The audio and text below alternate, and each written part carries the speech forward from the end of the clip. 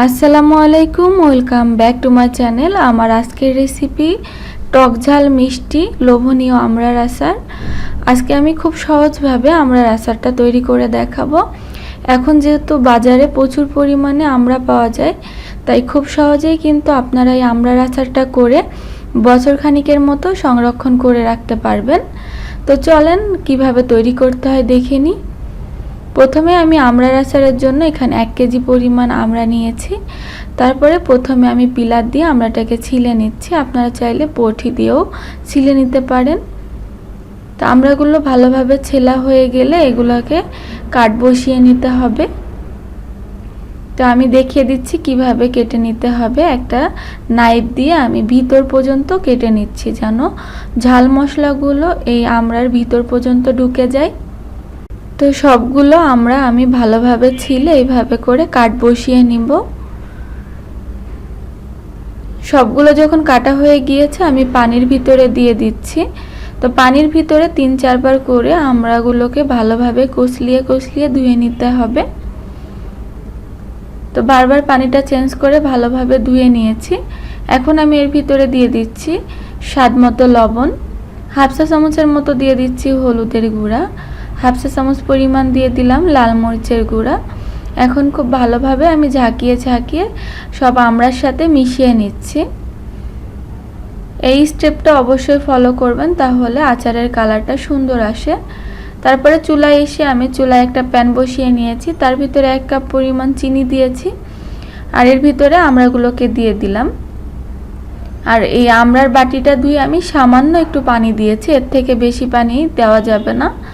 আর চিনিটা আপনারা কম বেশি করে স্বাদ অনুযায়ী নিতে পারেন। তো আমি অপেক্ষা করছি চিনিটা গলে যাওয়া পর্যন্ত। এর ভিতরে আর কোনো এক্সট্রা পানি দিতে হবে না, চিনিটা গলে গিয়েছে। দেখতে পাচ্ছেন আমড়া থেকেও একটু পানি ছেড়ে দিয়েছে। এই অবস্থাতে ঢেকে দিয়ে 10 থেকে 12 মিনিটের মতো অপেক্ষা করলেই আমড়াগুলো সিদ্ধ হয়ে যাবে।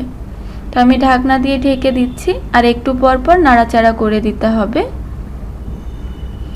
তো দেখুন আমার পানিটা শুকিয়ে গিয়েছে, আমড়াটাও সিদ্ধ হয়ে গিয়েছে। চুলার আঁচটা মিডিয়াম লোতে রেখে আমড়াগুলোকে সিদ্ধ করে নিতে হবে। চাইলে আপনারা কাঁটা চামচ দিয়ে চেক করতে পারেন, আর আপনাদের যদি বেশি সময় লাগে সেক্ষেত্রে আরেকটু বেশি করেও রেখে দিতে পারেন। তো চুলা থেকে আমড়াটা নামিয়ে আর একটা পাত্র বসিয়ে আমি হাফ কাপ পরিমাণ দিয়ে দিলাম সরিষার তেল।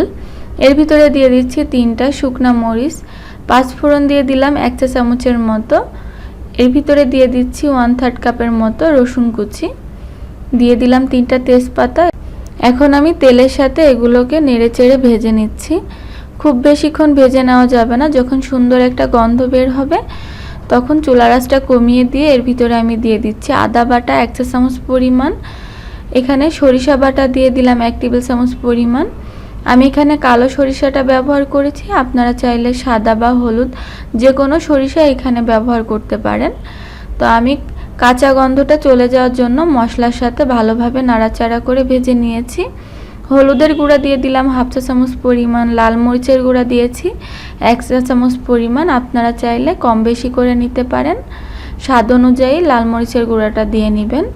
আর লাল মরিচের গুঁড়াটা দিলে সুন্দর একটা কালার আসবে আচারের ভিতরে। তো নাড়াচাড়া করে মিশিয়ে নিয়ে এর ভিতরে আমি আগে থেকে সিদ্ধ করে রাখা আমড়াগুলোকে দিয়ে দিচ্ছি। আমড়াগুলো দেওয়া হয়ে গেলে আমি আবারও তেলের সাথে আমড়াগুলোকে ভালোভাবে মিশিয়ে নিচ্ছি। কিছুক্ষণ একটু চুলার উপরে নাড়াচাড়া করে নিব। তো কিছুক্ষণ নাড়াচাড়া করার পরে আমি এর ভিতরে দিয়ে দিব এখন তেঁতুলের কাদ।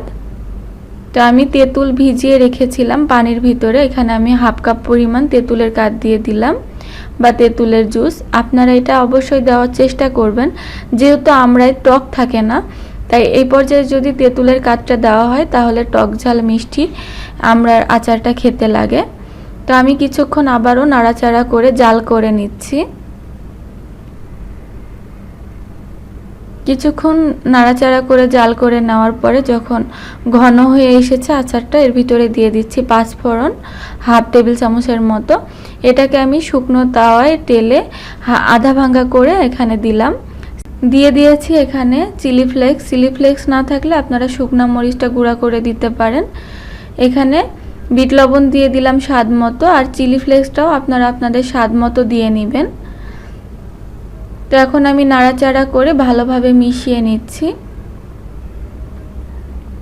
আমড়ার আচারটা প্রায় শেষের দিকে, এখন আমি এখানে ভিনেগার অ্যাড করব।